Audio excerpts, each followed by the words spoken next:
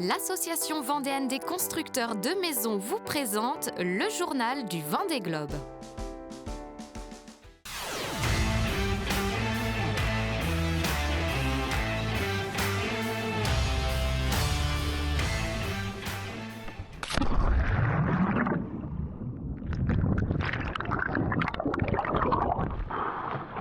Wouhou !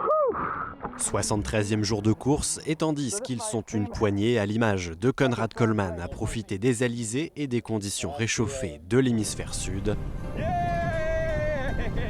les regards restent tournés vers l'Atlantique Nord. La tête de flotte menée par Jérémy Bayou navigue toujours dans une très forte dépression qui se déplace vers l'est avec des vents établis à près de 30 nœuds.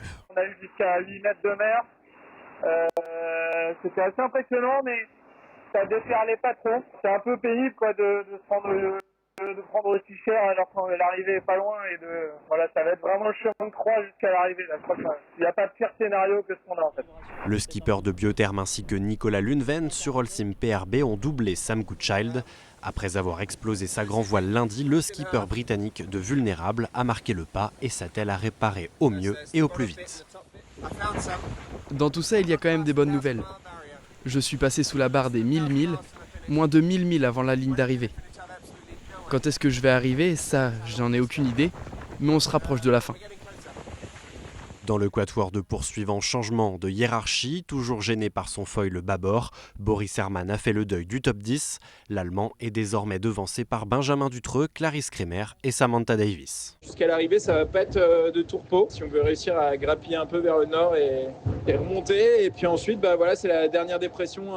Faut qu'on arrive avant la dernière dépression, et c'est la deuxième dépression qui normalement nous ramènera au portant jusqu'au sable. Mon maître mot, c'est de ne rien regretter à l'arrivée. Et pour ne rien regretter à l'arrivée, il faut que j'arrive sur les genoux, épuisé, et avoir l'impression d'avoir tout donné. À l'équateur, le retour dans l'hémisphère nord avait une odeur quelque peu particulière. Ça sent le regroupement cette histoire. Qu'on se le dise, ça sent le regroupement. 6 concurrents en tête desquels Yannick Bestaven hors course traverse actuellement le poteau noir. Un groupe de 6 qui pourrait bien devenir un paquet de 9 skippers. Alan Roura, Jean Lecam et Conrad Coleman profitant encore des alizés venus de l'Est. Plus de 3500 milles derrière, au sud du continent américain, le trio en queue de peloton entrevoit enfin le Cap Horn. Après un Pacifique à rallonge, tous ont hâte de franchir ce troisième et dernier grand cap du Vendée Globe. On pourrait imaginer le passer dans la journée, avec nos bateaux, 80 000, c'est largement faisable. Mais voilà, c'est que, comme vous le voyez, il n'y a pas un pet d'air. C'est la fin du tunnel des mers du Sud. Moi, ça a été un sacré tunnel depuis 2 semaines. J'ai dû faire pas mal d'empanages, des zigzags. Jamais dans la bonne direction, un coup sud-est, un coup nord-est, un coup sud-est, un coup nord-est. J'ai très mal dormi cette nuit, je suis très excité à l'idée d'approcher. On avance tranquillement,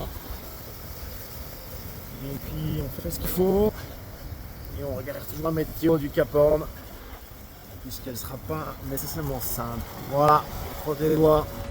Au classement de ce mardi 21 janvier 2025, les conditions actuelles en Atlantique Nord rendent encore difficiles les estimations précises des prochaines arrivées au Sable d'Olonne.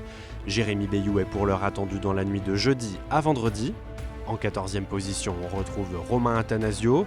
Benjamin Ferré est 16e et reste en tête du classement des bateaux à dérive. 19e place pour l'Italien Giancarlo Pedote. Guirec Soudé a atteint la latitude de Salvador de Bahia et se classe 23e. 26e position pour Sébastien Marseille qui devance Arnaud Boissière et Violette d'Orange. Plus loin, Antoine Cornic mène toujours le quatuor dans l'Atlantique Sud composé de Jin Kun-Soo, Oliver Heer et Eric Bellion qui poursuit lui son Vendée Globe hors course. Lanterne rouge, Denis Van Winberg pointe à 6500 milles de Jérémy Bayou, 4e.